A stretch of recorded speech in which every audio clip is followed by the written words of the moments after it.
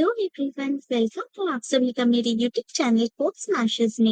And आज हम continue करने वाले हैं हमारे क्लास 12 के थर्ड चैप्टर जो कि है फंक्शंस के पार्ट 2 को। तो चलिए शुरू करते हैं। तो हमारा नेक्स्ट टॉपिक जो स्टार्ट करना था वो है यूजर डिफाइंड फंक्शंस। तो user defined function by name आपको क्या समझ आता है?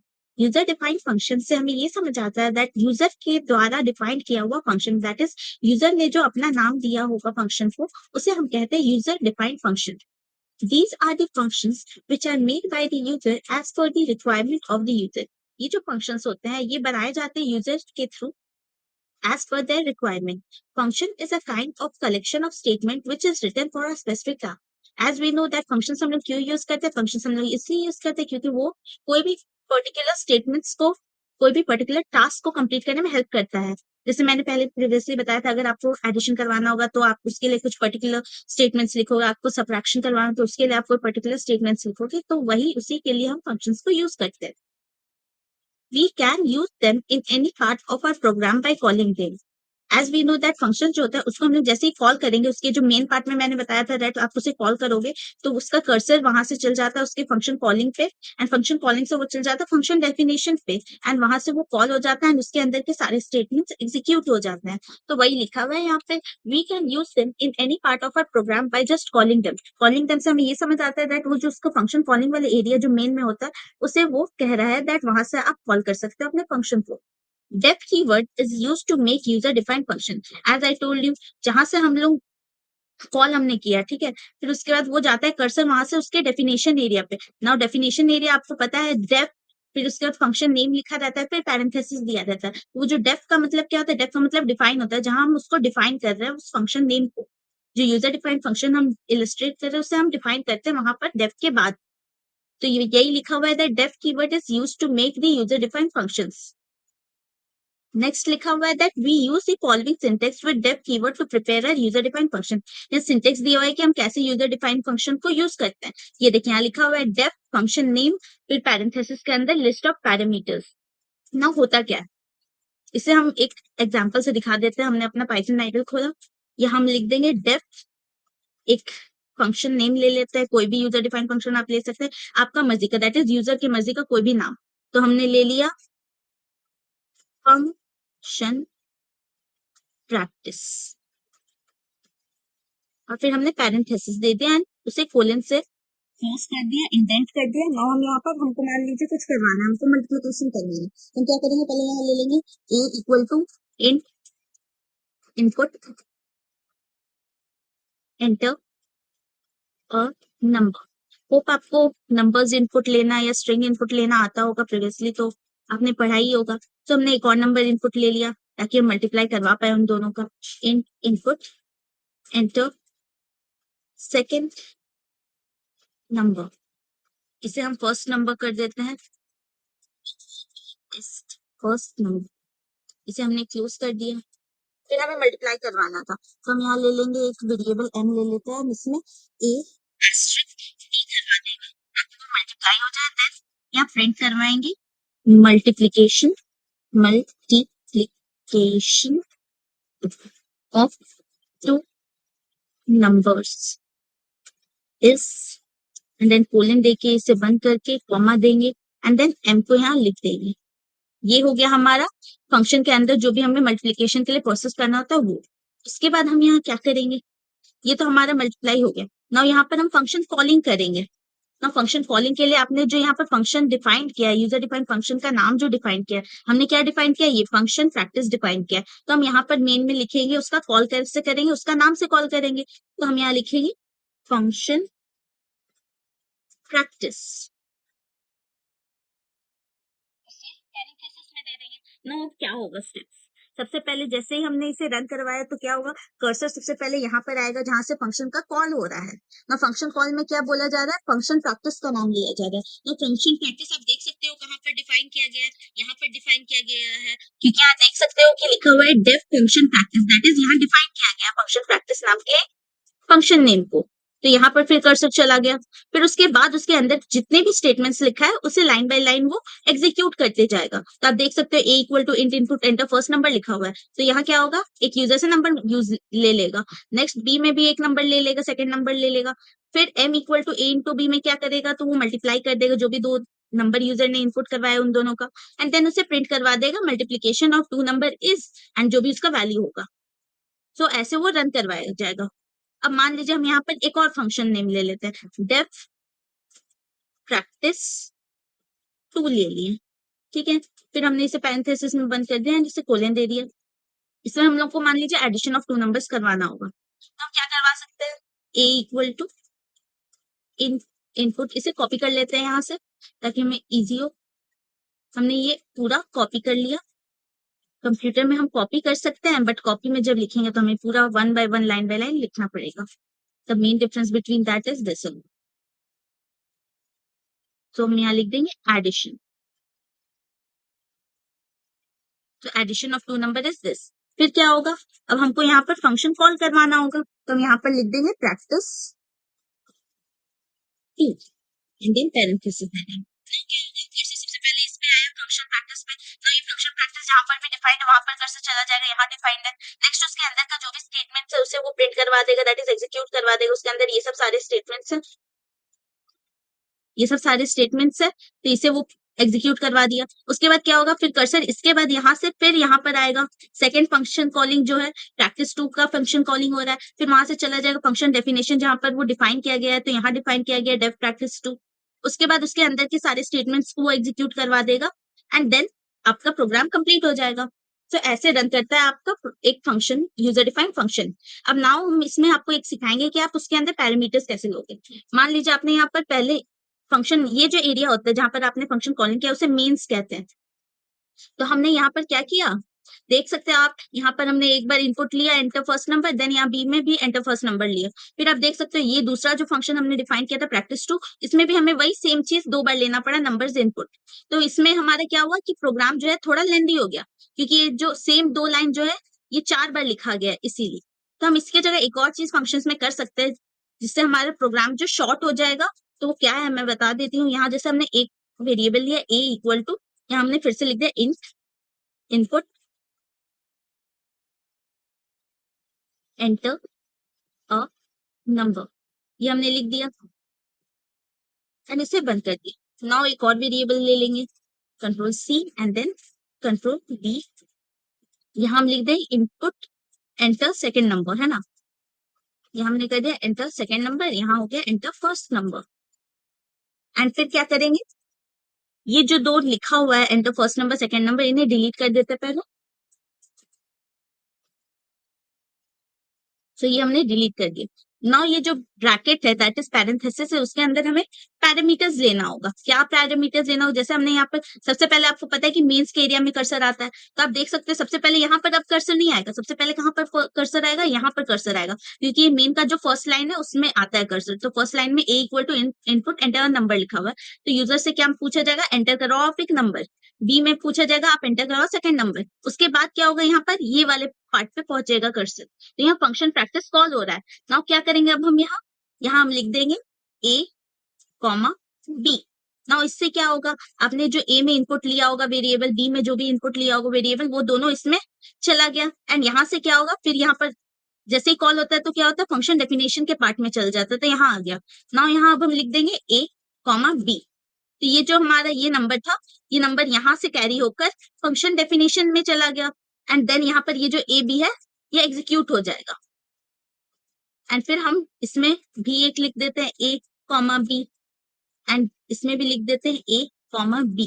तो ये सब क्या हो गया आपका, पैरामीटर्स के अंदर जो हम वैल्यूज लेते हैं इसे हम कहते हैं डिफॉल्ट पैरामीटर्स, जो हमने यूज किया है यहाँ। तो हम यहाँ F5 दाब देते हैं, एंटर फर्स्ट नंबर आ गया, हम यहाँ डाल दिए 4, एंटर सेकेंड नंबर आ गया, हमने डाल दिया 2।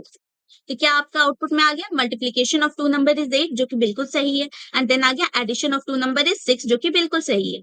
तो यही होता है आपका फंक्शन का काम। मतलब आप उसमें अगर आपको एक ही चीज रिपीटेडली सेम नंबर्स इनपुट लेना होगा दो तीन फंक्शन में, तो आप उसको मेंस में डिफाइन कर दो एंड फिर उसको पैरामीटर्स के अंदर डिफाइन करके आप भेज दो उसके फंक्शन डेफिनेशन एरिया में।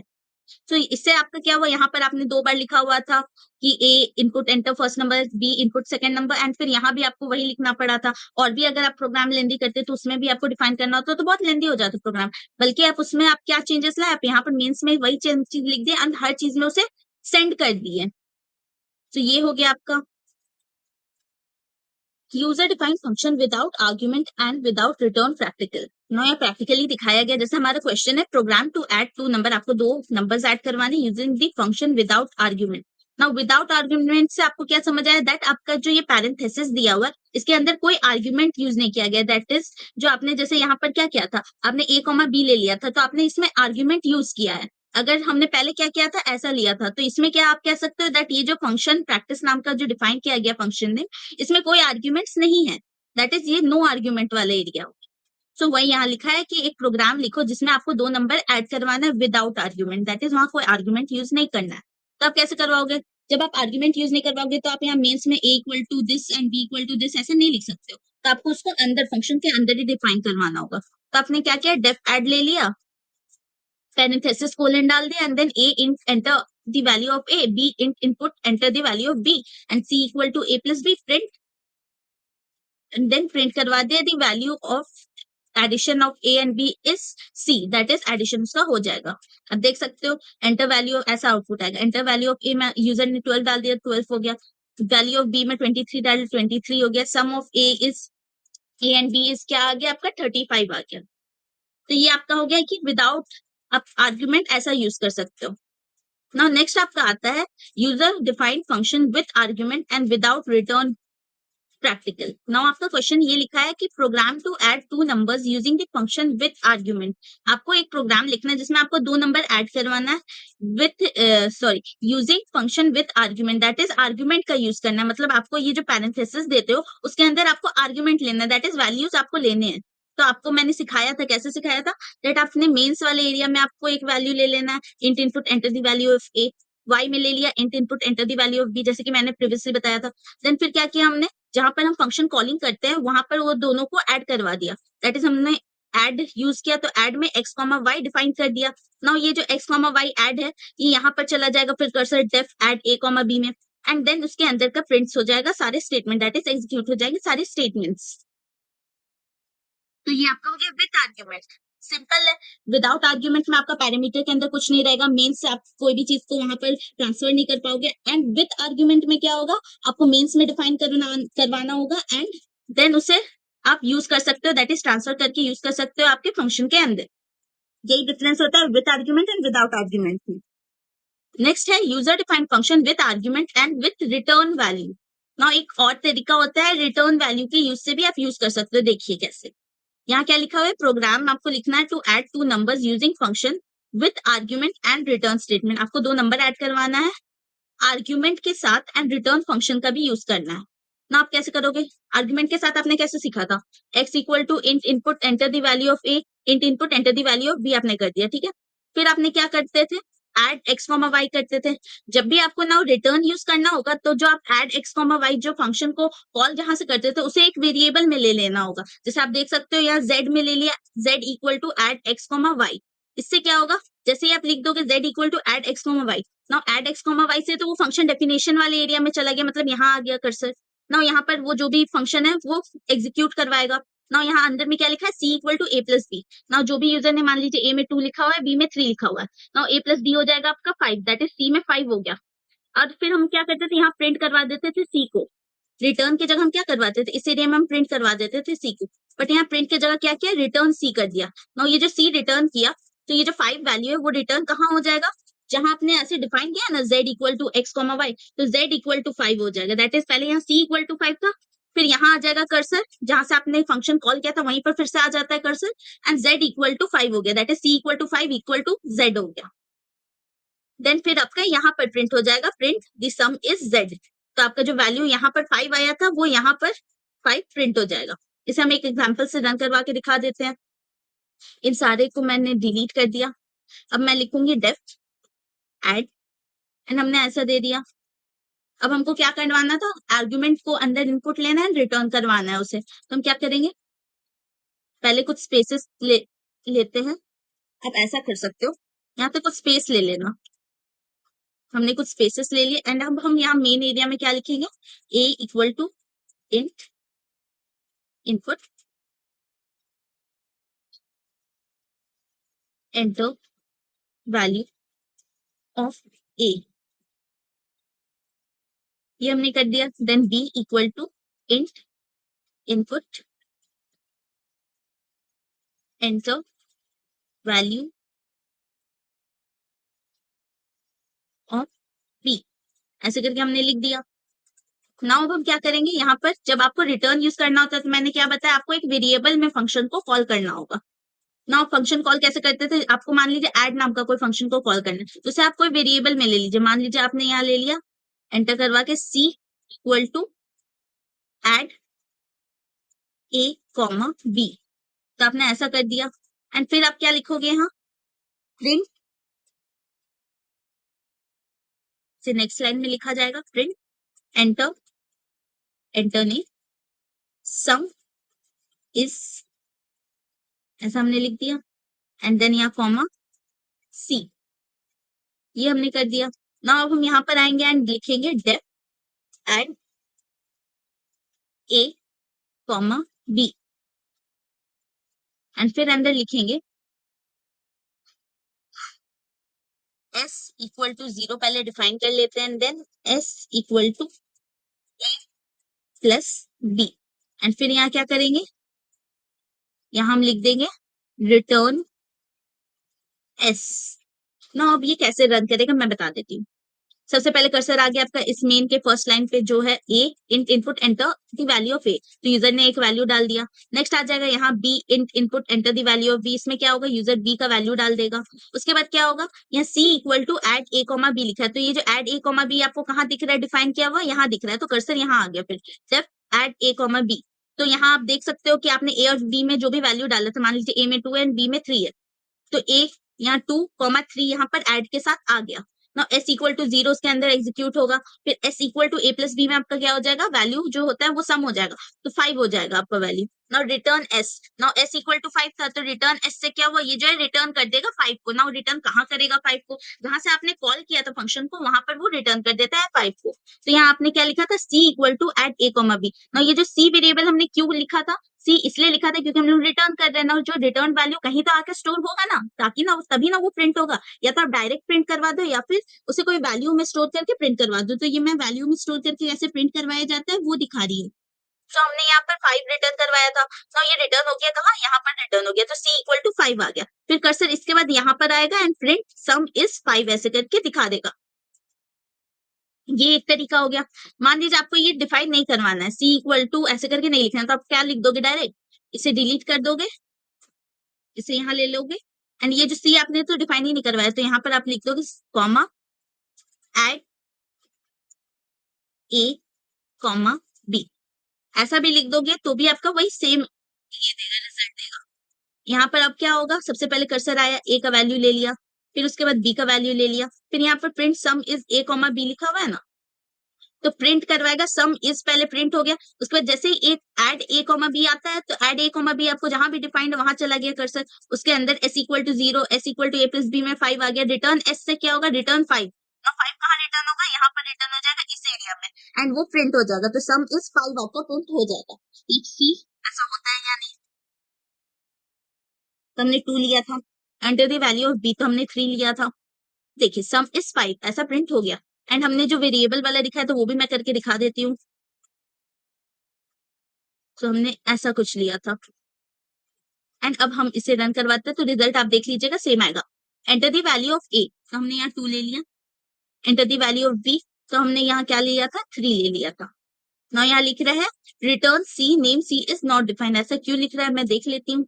यहाँ हमने लिया था रिटर्न सी, ओ रिटर्न यहाँ एस करना था, क्योंकि आप यहाँ से रिटर्न तो एस का वैल्यू कर रहे हो ना, इसलिए return s, and then s यहाँ सी में स्टोर्ड है, अनप्रिंट है। अब सही, ना हमने लिख दिया enter the value of a, तो हमने 2 ले लिया, enter the value of b, तो हमने 3 ले लिया, एंड सम इज 5 आपका प्रिंट हो गया।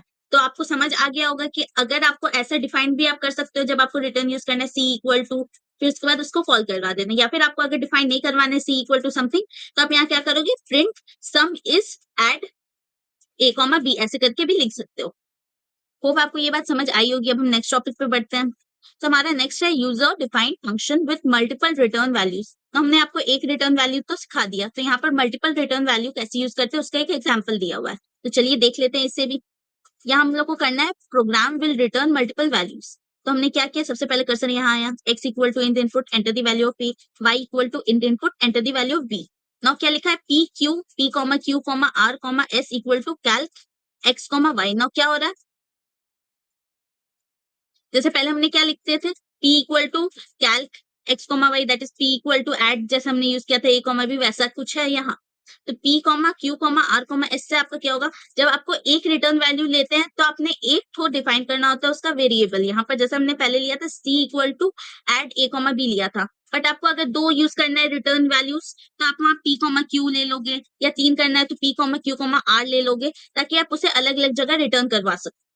सो हमने ऐसा कुछ ले लिया, जैसे यहाँ पर कर्सर है कैल्क एक्स कॉमा वाई से वो डिफाइन वाले एरिया में चला गया, यहाँ आ गया ना, उसका एडिशन सब्ट्रैक्शन मल्टीप्लीकेशन डिवीजन हो गया ना, उसे अब रिटर्न करवाना है। तो रिटर्न में आप लिख दोगे रिटर्न एड कॉमा सब कॉमा मल कॉमा डिवाइड, ठीक है। तो इससे क्या होगा, आपका एडिशन का जो भी वैल्यू है वो ऐड वाले में चला गया, सब्ट्रैक्शन का ये जो भी वैल्यू होगा वो ये सब वाले एरिया में चला जाएगा, मल्टीप्लीकेशन का जो वैल्यू होगा वो इस मल वाले एरिया में, डिवीजन का डिवीजन वाले में चला गया। और रिटर्न से वो रिटर्न कहाँ हो जाएगा, ऐड कहाँ चला जाएगा, पी में चला जाएगा, सब जो है वो क्यू में चला जाएगा, मल जो है वो आर में चला जाएगा, एंड जो डिव है वो एस में चला गया। ना जैसे ये print the some is P, ना पी में आपका ऐड चला गया था तो एडिशन जो हुआ था उसका सम दिखा देगा। ना क्यू में आपका सब्ट्रैक्शन किया गया था तो डिफरेंस इज क्यू, ऐसे करके आपका प्रिंट हो जाएगा। होप ये आपको समझ आ गया हो, इसका प्रैक्टिकल की तो जरूरत नहीं है। जितना आपको, जितने बार आपको वैल्यूज का रिटर्न करवाना है उतना आपको वेरिएबल लेना, अगर एक रिटर्न वैल्यू यूज करवाना है तो एक वेरिएबल आपको यहाँ पर सी इक्वल टू या पी इक्वल टू कोई भी वेरिएबल ले लेना, और अगर दो तीन करवाना है तो उस हिसाब से आपको ऐड करवाते जाना होगा आपका value. Next comes user defined function with multiple return values practical. ये तो अभी मैंने जस्ट बताया था, वही सेम यहाँ लिखा हुआ है। नेक्स्ट आपके ये सब टॉपिक्स बहुत इंपॉर्टेंट है क्योंकि बहुत सारे मल्टीपल चॉइस क्वेश्चंस में ये सब आते हैं। नो क्या होता है parameters and argument in function. Now अब आप आपको बताएंगे पैरामीटर क्या होता है एंड आर्गुमेंट क्या होता है फंक्शन चैप्टर में। When we write the header of any program, then the one or more value given to its parentheses are known as parameter.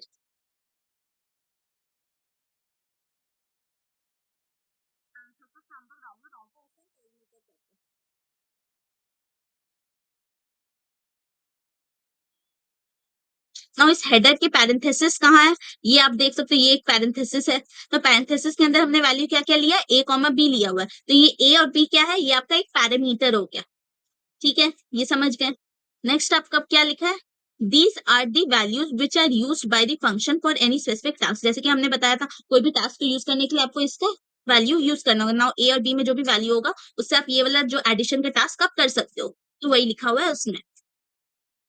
Next है while argument is the value passed at the time of calling function। Now argument क्या लिखा है कि जो आप value pass करते हो उसे हम आर्ग्यूमेंट कहते हैं, ये भी मैं दिखा देती हूँ। आपने जैसे यहाँ पर क्या लिया था, यहाँ से आपने कॉल किया था, now add a comma b लिखा हुआ है, तो ये जो ए कॉमा बी है ये आपका हो गया एक आर्ग्यूमेंट। ये जो हेडर में रहता है वो हो गया आपका पैरामीटर, ये पूरा आपका हो गया हेडर, ये आपका हो गया कॉलिंग वाला एरिया, और ये जो हो गया आपका ये आर्ग्यूमेंट। मैं यहाँ कमेंट करके लिख देती हूँ। कमेंट करने के लिए हमें एक हैशटैग यूज करना होता है। जो पूरा depth add a comma B है ये आपका क्या हो जाता है, एक हेडर हो जाता है, तो इसे हम हेडर बोल सकते हैं, लिख दिया हमने। और हमें इससे क्या बोल सकते हैं, फंक्शन डेफिनेशन का एरिया बोल सकते हैं, तो हम यहाँ लिख सकते हैं फंक्शन, ठीक है। आपको कभी भी ये लिखा हुआ आएगा तो हेडर लिखा रहेगा तो आपको समझ जाना है इसके बारे में बात हो रही है, और अगर फंक्शन डेफिनेशन लिखा हुआ है तो भी इसी के बारे में बात हो रही है। नाउ ये जो ए कॉमा बी हमने बता दिया, ये ए कॉमा बी जो हेडर में होता है वो होता है पैरामीटर, एंड ये जो होता है एड ए कॉमा बी ये आपका क्या होता है, या मैं लिख देती हूँ, ये होता है आपका फंक्शन कॉलिंग। पहले कॉल होगा फिर ही ना डिफाइन होगा, तो वही लिखा हुआ है ये फंक्शन कॉलिंग वाला एरिया। एंड जो ये है ए कॉमा बी ये हो गया आपका आर्ग्यूमेंट, जहां से आप फंक्शन को कॉल करते हो उसमें जो वैल्यूज डालते हैं वो हो गया आपका आर्ग्यूमेंट, एंड जो आप जहां पर डिफाइन करते हो फंक्शन को जो कि वो हेडर होता है उसके अंदर के जो वैल्यूज होते हैं उसे हम कहते हैं पैरामीटर। पैरामीटर और आर्ग्यूमेंट में कंफ्यूज नहीं होना है। नेक्स्ट टॉपिक पे बढ़ते हैं, क्या लिखा हुआ है, in other words the argument are used to invoke a function that is call a function। Formal parameters are said to be parameters and actual parameters are said to be arguments. Now ये formal parameter and actual parameter मैं बता देती हूँ क्या होता है। ये जो आप यूज करते हो यहाँ हेडर में, इसे आप पहला बात तो कह सकते हो कि आपका ये पैरामीटर है, या फिर आप इसे कह सकते हो कि ये फॉर्मल पैरामीटर है। एंड ये जो आपका यहाँ पर यूज करते हो जिसे आप आर्ग्यूमेंट कहते हो, इसे आप कह सकते हो कि ये आपका आर्ग्यूमेंट है, या फिर आप कह सकते हो कि ये आपका एक्चुअल पैरामीटर है, क्योंकि आप एक्चुअली यहाँ पर ए कॉमा बी डिफाइन कर रहे हो जिससे कॉल कर रहे हो, तो ये आपका हो गया एक्चुअल पैरामीटर। ये ए कॉमा बी आप इसे कह सकते हो एक्चुअल पैरामीटर या आर्ग्यूमेंट। एंड ये वाला ए कॉमा बी होता है, इसे आप पैरामीटर कह सकते हो या फिर फॉर्मल पैरामीटर कह सकते हो। तो ये हो गया आपका, मतलब हर चीज का दो नाम है। वो जो डेफ वाला एरिया होता है उसे आप हेडर कह सकते हो, या फिर फंक्शन क्या बोलते हैं, फंक्शन डेफिनेशन कह सकते हो। और उसके अंदर का जो ए कॉमा बी रहता है उसे आप क्या कह सकते हो, फॉर्मल पैरामीटर कह सकते हो या फिर सिर्फ पैरामीटर कह सकते हो। मैं जो फंक्शन ये वाला एरिया होता है, ये कैल्क एक्स कॉमा वाई वाला एरिया, इसे आप कह सकते हो कि ये आपका ये फंक्शन कॉलिंग एरिया है, या फिर आप इसे कह सकते हो नेक्स्ट ये जो एक्स कॉमा वाई है इसे आप कह सकते हो दैट ये आपका आर्ग्यूमेंट है, या फिर आपका ये एक्चुअल पैरामीटर है। ये हो गया। नेक्स्ट आता है types of argument. Python supports 4 types of arguments. पहला होता है पोजिशनल आर्ग्यूमेंट, सेकंड होता है default argument, keyword argument and variable length argument. तो ये सब क्या होता है मैं बता देती हूँ। ना आपका क्वेश्चन लिखा हुआ है program to add two number using the function with argument and return statement. Now लिखा हुआ है कि आपको एक प्रोग्राम लिखना है जिसमें आपको दो नंबर्स ऐड करवाने हैं using the function with argument and return statement. जैसे कि अभी मैंने प्रीवियसली बताया था आर्ग्यूमेंट एंड रिटर्न स्टेटमेंट से आपने एक प्रोग्राम लिख दिया, तो ये तो आपको आता है। सो वही लिखा हुआ है ना, आपको इसी एग्जांपल में सब तरीका का आर्गुमेंट्स पैरामीटर्स के बारे में पढ़ना है ना। पहला आपका बताया गया था positional parameter, sorry positional argument. ना क्या होता है positional argument, these are the arguments which are passed in correct positional order in the function. जैसे कि आप देख सकते हो यहाँ क्या लिखा हुआ है, एट एक्स कॉमा वाई लिखा हुआ है ना एक्स में जो वैल्यू, जैसे मान लीजिए एक्स में हमने 2 डाला हुआ था, तो ये जो 2 एक्स में है, एक्स से वो चला गया ए में, तो एक्स इक्वल टू 2 यहाँ था, एंड फिर यहाँ पर क्या हुआ, ए इक्वल टू 2 हो गया, तो मतलब ये पहला पोजीशन का वैल्यू पहला पोजीशन का वैल्यू में चला गया ना। वाई में हमने 3 डाला हुआ था, ठीक है, तो y इक्वल टू 3 था, एंड जब वो यहाँ पर डेफ वाले एरिया में गया तो b इक्वल टू 3 हो गया, दैट इज सेकंड पोजीशन से सेकंड पोजीशन में वो पास हुआ। तो वही होता है positional argument, that is position पे डिपेंड करने वाला, मतलब पहला से पहला, second to second, third to third, ऐसे करके सो ऑन करके चलते रहेगा। तो ये आपका हो गया पोजिशनल पैरामीटर। यहाँ आप देख सकते हो एग्जाम्पल में डेफ सब्ट्रैक्ट ए कॉमा बी, यहाँ पर ए कॉमा बी एक एग्जाम्पल से मैं दिखा देती हूँ। जैसे हमने यहाँ पर क्या किया था, एड ए कॉमा बी, तो ये जो ए का वैल्यू में 2 है, बी का वैल्यू में 3 है, अब यहाँ हम लिख देंगे, मान लीजिए हमने लिख दिया एक्स, हमने यहाँ लिख दिया वाई, यहाँ भी हम लिख देते हैं एक्स एंड यहाँ लिख देंगे वाई। अब क्या होगा, पोजिशनल पैरामीटर, पोजिशनल आर्ग्यूमेंट क्या होता है ना, यहाँ पहले cursor add a comma B में आएगा, ए में क्या आपका वैल्यू होगा 2 होगा मान लीजिए, बी में होगा 3, तो A equal to 2 B equal to 3 है। यहाँ पर जैसे ही गया तो क्या हो गया, एक्स इक्वल टू 2 हो गया एंड वाई इक्वल टू 3 हो गया। तो आपको समझ आ गया, पहला पोजीशन टू पहला पोजीशन, सेकंड टू सेकंड जाएगा, तो मतलब वो पोजीशन पे डिपेंड कर रहा है, इसलिए उसका नाम हो गया पोजिशनल आर्ग्यूमेंट। इजी। नेक्स्ट आपका आता है डिफॉल्ट आर्ग्यूमेंट। ना वो क्या होता है पढ़ते, these are the arguments through which we can provide default values to the function। ये वो arguments होते हैं जिसके चलते हम लोग default value दे सकते हैं function को। If we don't pass any value to the function, then it will take a predefined value। यहाँ पे एग्जाम्पल में देख लीजिए,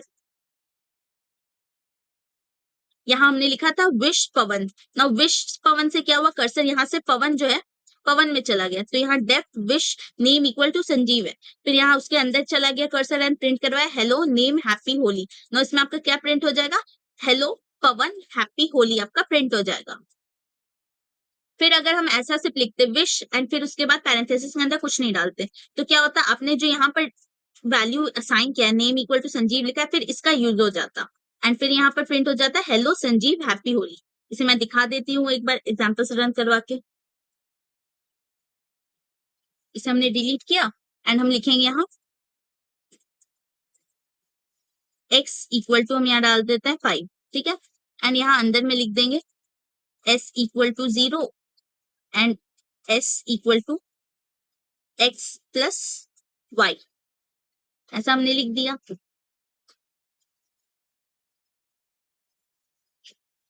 एंड फिर हम क्या करवा देंगे, यहाँ पर प्रिंट s करवा दिया हमने।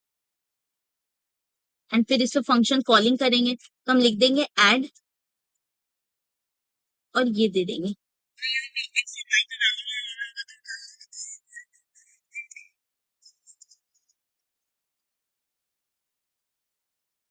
एंटर वैल्यू ऑफ ए, ऐसा हमने लिख दिया। फिर यहाँ लिख देंगे बी इन इनपुट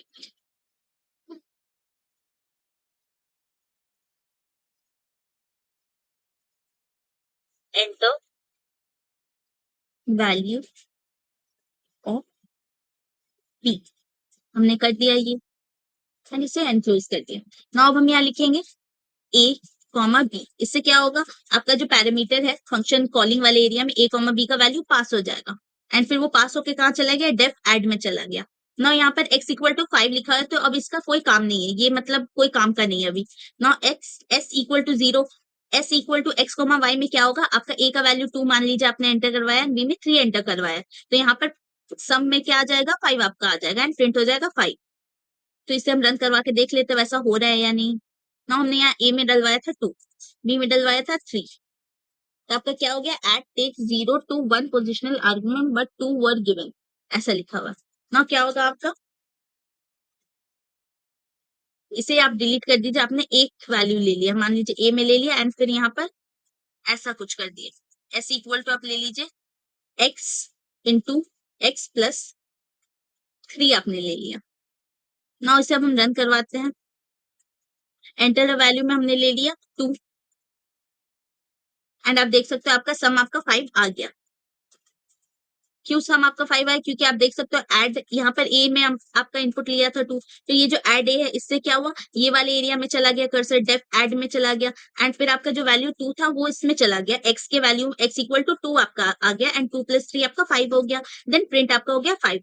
नाउ आप बोल सकते हो कि आपका फिर अब ऐसा किए तो ये x इक्वल टू 5 का आपका क्या काम आया ना, x इक्वल टू 5 का तब काम आता अगर हम यहाँ पर ऐड ए के जगह कुछ नहीं लिखता, ऐसा खाली छोड़ देते तो क्या होता, ये जो डिफॉल्ट आर्ग्यूमेंट है इसे हम कहते हैं एक्स इक्वल 5, जो ये आपका है ये आपका एक डिफॉल्ट आर्ग्यूमेंट है, ये वाला यूज हो जाता। आपने यहाँ पर कुछ डिफाइन नहीं किया तो आपने इस एरिया में जो डिफाइन किया उसे वो ले लेता है एज डिफॉल्ट आर्ग्यूमेंट।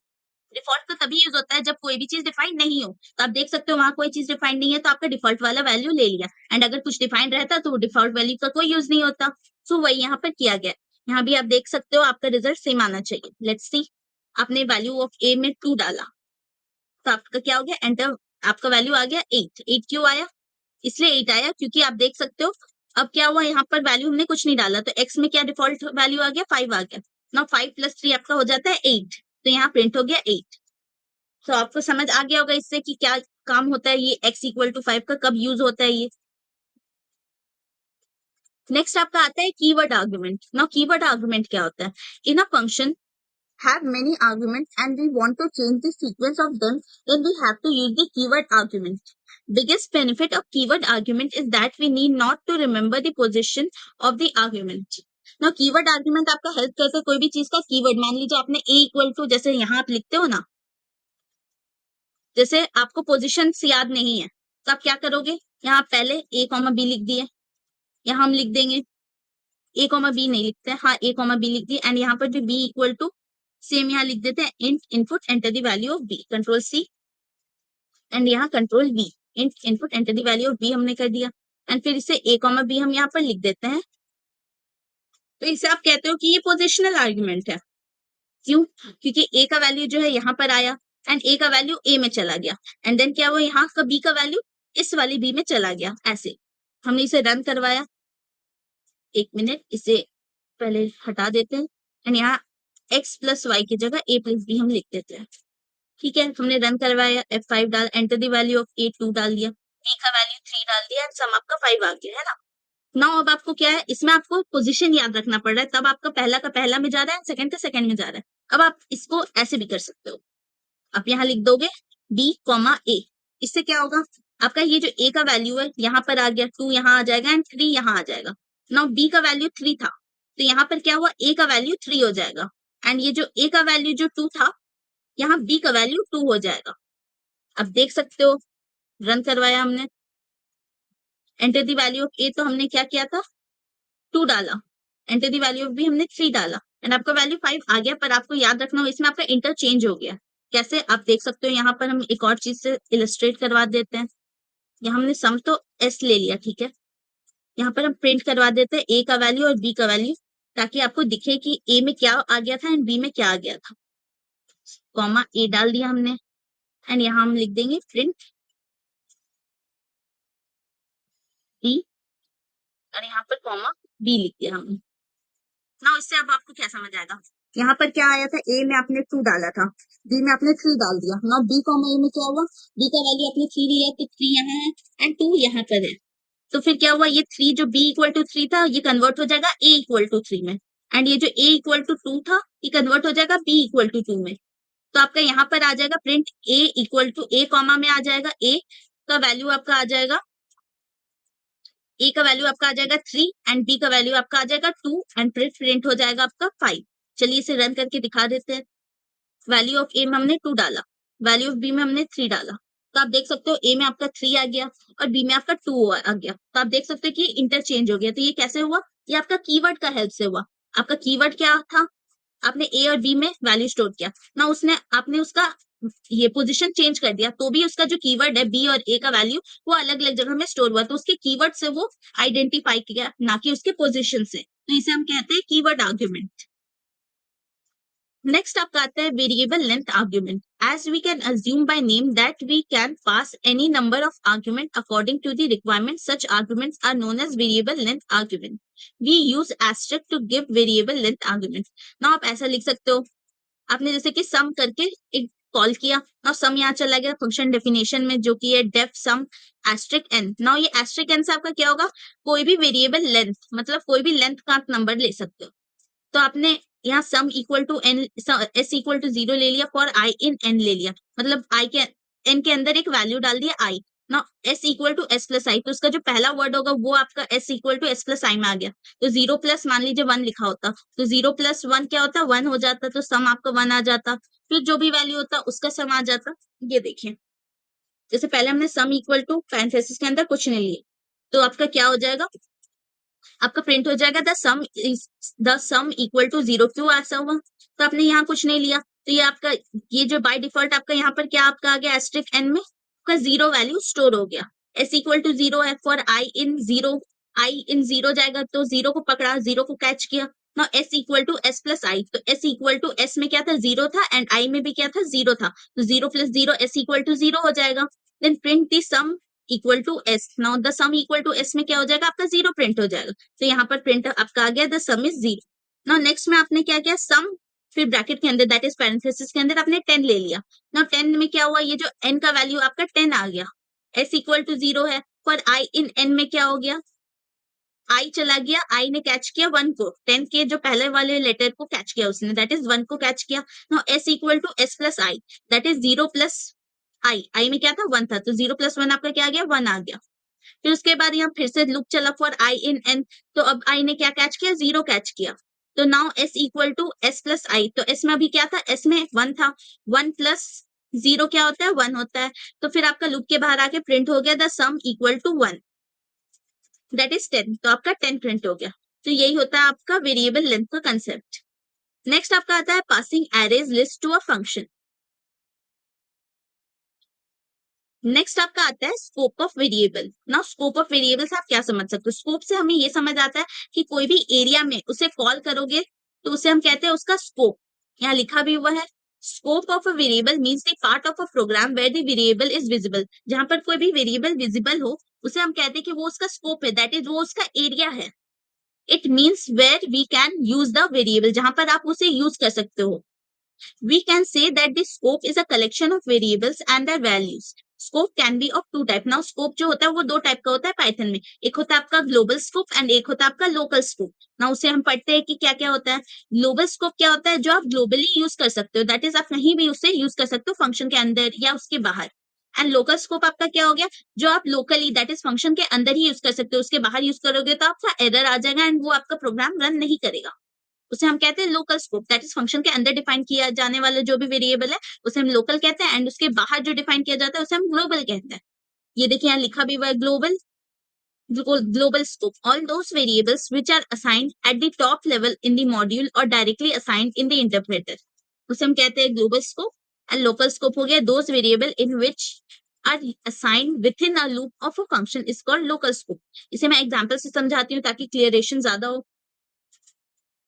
नाउ अब हम क्या करेंगे, इन सबको डिलीट करते हैं पहले. तो यहाँ हमने लिखा है a equal two into input enter the value of a into input enter the value of b, ऐसा हमने लिख दिया ना. उसके बाद हमने लिख दिया add b comma a and फिर यहाँ पर a कॉमा b ऐसा. तो ये जो a और b है ये आप देख सकते हो फंक्शन के बाहर ही लिखा हुआ है.